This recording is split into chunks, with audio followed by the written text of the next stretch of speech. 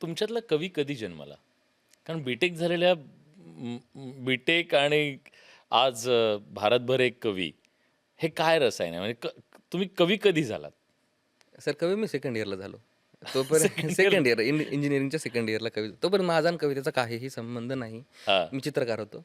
मी रांगोळीकार होतो. मी रांगोळ्या काढायचो. मी चित्र चित्र ती पण लहानपणीपासून शब्दांचीच रांगोळी आहे ना? ही पण शब्दांची रांगोळी. कदाचित त्या रंगांचा, त्या रांगोळीचा फायदा मला इथं मांडणीत झाला. हां. कविता रचनात झाला. आणि कवितांचं एक मीटर कुठेतरी वडिलांमुळे मला डोक्यात आलेलं. हं. कारण आमच्या घरात कधीच सिनेमांचे थ्रिलर गाणे नाही वाजले. जेव्हा फर्स्ट मी पहिली, दुसरीत, तिसरीत येईपर्यंत आमच्या घरी डेक होता. तो बोटानं फिरवायची कॅसेट असते ना. हं. वडील सैनिक तुमचे. वडील एस-आर-पी-एफमध्ये होते. एस-आर-पी-एफ. एस-आर-पी-एफमध्ये. तर आमच्याकडे बॅग भरून हे होते. तर लहानपणीपासून जेव्हा मला काही कळत नव्हतं, तेव्हापासून पसायदान, पहिलं तोगे का हो कोकत आहे, वृक्षवल्ली आम्हा सोयरे किंवा जितके तुम्हाला पंडित भीमसेन जोशी दिसतील, आमच्या घरी त्यांच्या कॅसेट्स. आणि वडिलांना असं आहे की वडील त्यांच्या वयाच्या 16व्या वर्षीपासून पारायण करायचे. हं. एक म्हणजे तर वारकरी संप्रदायाचं हां, सगळे संस्कार लहानपणापासून अर्थ तुमच्यात. सांगायचे पारावर. हां. म्हणजे पारावर असायचं ना पारायण आपलं. काही समजा काही सांगतायत. एक जण अर्थ सांगतो, एक जण उच्चारण करतो मंत्रांचं किंवा श्लोकांचं. तर एक तर वडील ते करायचे किंवा ते करायचे 16 वर्षापासून. त्यांना आजही फोन केला किंवा काही झालं तर त्यांना मला सांगतात की ही ओवी आहे. म्हणजे त्यांना पाठ आहे ऑलमोस्ट अशी एकदमच ॲक्युरेटली पाठ नाही आहे, कारण आता पोलीस म्हटल्यानंतर पण ते पाठांतराचं सुद्धा तिथूनच आलंय. तिथूनच आलंय. त्यांचे पाठांतर भयंकर छान आहे. त्यांचा आवाज भयंकर छान आहे. हां. हां, पण तेव्हा परिस्थिती अशी असायची की पण तुम्ही आवाजावर काम काय केलं? कारण तुमचं सादरीकरण जेव्हा मी बघतो, हां. तेव्हा कुणालाही असं वाटेल, की तुम्ही नाटक केलंय किंवा तुम्ही थिएटरवाले आहेत. नाही सर. पहिले तर एक दुविधा मांडतो. आता तुमचं चॅनल सगळीकडे पाहिलं जातं म्हणून सांगतो. हां. हे जे करंडकं, हे नाटकं आहेत ना, याला मराठवाड्यात आणा कोणीतरी. म्हणजे नाही आहे आपल्याकडे. जर पाहायला गेलं ना, तर जसं जोश आहे हं. बुलढाण्याकडे म्हणा किंवा इकडं पुण्या पुणे-मुंबईमध्ये. मुंबईमध्ये म्हणा, नगरमध्ये म्हणा, हं. तसं नाटकाचा जोश आपल्या पोरांमध्ये तर आहे. हं. पण तितके करंडकं, तितक्या स्पर्धा नाटकाच्या नाही आहेत. हं. आणि तिथं मला नाटकाचा माझा संबंध असाही नव्हता. पण जेव्हा मी जळगावला गेलो खानदेशात, तिथंही मला तेवढं काही जाणवलं नाही. कारण मी गव्हर्नमेंट कॉलेजला शिकायला. हं. तर नाटकाचा माझा दुर्दैवानं काही संबंध नाही आला. माझी खूप इच्छा होती की असं काहीतरी व्हावं माझ्यासोबत, पण ते दुर्दैवानं नाही झालं. कॉलेजमध्येच एक छोटंसं काहीतरी करायचा प्रयत्न केलेला एकदा. त्याच्या व्यतिरिक्त काही नाही. आणि आवाजाचं काय आहे की गळ्याचं नरडं करावं लागलं. ओरडून, फाडून, रियाज करून म्हणजे जितका आवाज जास्त लागतो. हां. आता शिवगर्जना वगैरे त्यांना खूप मदत होते. रायगडावर गेलं, कुठं गेलं, जिथं गारद द्यायची वेळ येते किंवा गारद देऊ वाटते, तर तेव्हा एक संधी असते की तिथं तुम्ही कितीही मोठ्या आवाजात नसा ताणेपर्यंत, शक्यतो गारद बेंबीतनं द्यावी लागते. हां, हां. हां, नसांमधनं नाही. पण तुम्हाला आवाजावर जर हे करायचं मी की तुमचा तो व्हिडिओ बघितला गारद देतानाचा. हां, हां. तो रायगडावरचा. रायगडावरचा हां. तो. तर तिथं माझं आवाजाचं खूप झालं. आणि आवाजाचं आता फक्त नरडं फाडून अर्थ नाही आहे. आता त्याला मॉड्युलेशन्स. मग उच्चार चुकायला नको किंवा माझे उच्चार आताही चुकतात. माझे फंबल्स खूप येतात शोज वगैरेमध्ये. त्याच्यावर काम करतोय. कारण माझं बोलणं थोडंसं फास्ट आहे. हं. हां. तर त्यामुळे त्या उच्चारांना आकार देणं, उर्दूचे उच्चार, हिंदीचे वेगळे. मी तर म्हणतो हिंदी खूप कठीण आहे. आणि त्याच्याहून कठीण मराठी आहे. पुण्यातली मराठी का? नाही, नाही, नाही. हां, एकूणच मराठी. एकूणच मराठी. हां. पुन्हा मी मराठीला कधी असंच म्हटलं नाहीच आहे. मला कधीच प्रमाण मराठी हा कॉन्सेप्टच नाही आवडलाय. हां. ज्याची त्याची मराठी. ज्याची त्याची मराठी. हां, हे प्रमाण कुठून आलं किंवा आता आता पुण्यात माझ्याकडं म्हणतात. हं. माझ्याकडे म्हणतात. हं. मी माझ्याकडे म्हणतो. आता हे माझ्याकडेच आहे ना, कारण लहानपणीपासून तेच ऐकलंय. आमचे मास्तर पण तेच बोलायचे, तर मी तेच बोलणार ना. तर कुठेच प्रमाण भाषा अशी काही नसते. हां. बोली भाषा असते, जी बोलली जाते, जी कम्युनिकेशनसाठी वापरली जाते आणि प्रत्येक भाषेचा आपला गोडवा आहे. हो. हां. कोसावर भाषा बदलते असं कोसावर म्हणतात. भाषा बदलते आणि आणि या सगळ्या बोलीभाषांनी आपली मराठी समृद्ध केली आहे. अर्थात. कारण आता बघा, मी मराठवाड्यातनं आलो. हां. शिकायला खानदेशला होतो. रूममेट विदर्भाचे होते आणि करिअर माझं पुण्यात आहे. म्हणजे अख्खा महाराष्ट्र तुम्ही जगला असं म्हणायला अर्थात. हरकत नाही. पुण्यानं सगळं काही दिलं. हां. म्हणजे मुंबईत आयर्नी बसून बोलतोय मी, हां. पण मला जे काही दिलं मला पुण्यानं दिलं.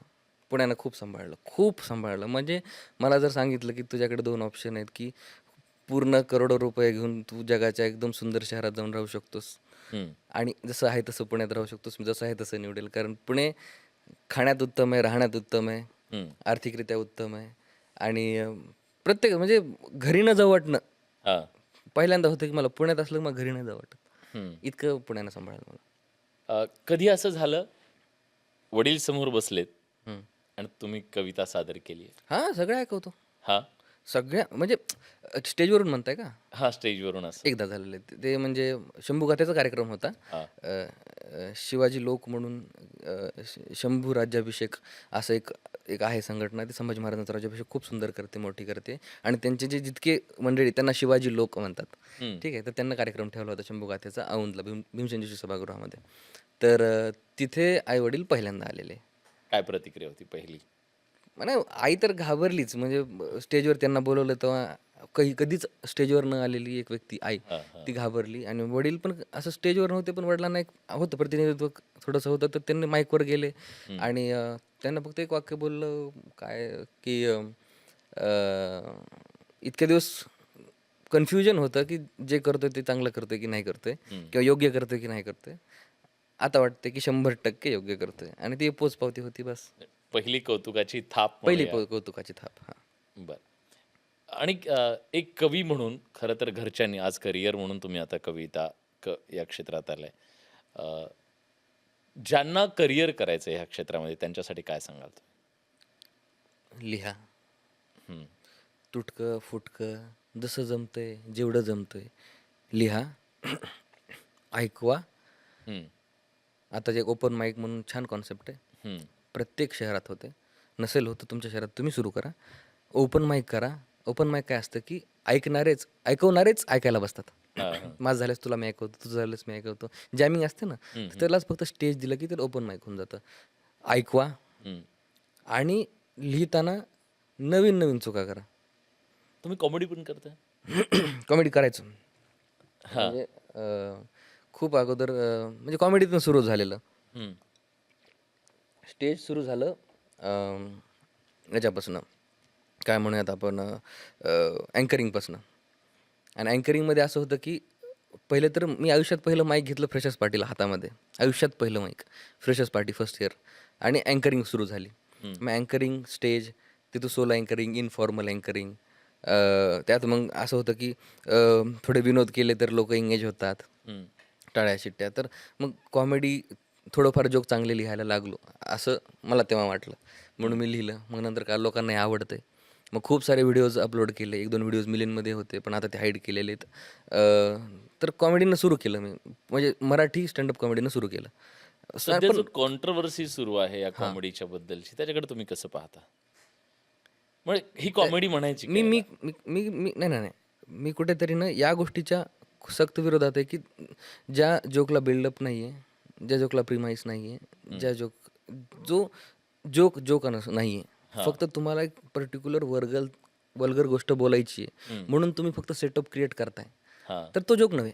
हम्म. पण जर चांगलं लिहिलेलं गोष्ट असेल, चांगली लिहिलेली असेल आणि पंचलाईन मग त्यामध्ये तुम्हाला ए रेटेड असेल समजा पंचलाईन तुमची, तर मी त्याच्या साईडनं आहे. का? कारण कॉमेडी ही अशी गोष्ट आहे की जी तुम्हाला हलकं करते. प्रत्येकाचा सेन्स ऑफ ह्युमर, प्रत्येकाची कॉमेडीची टच, कॉमेडीचा टेस्ट खूप वेगळा आहे.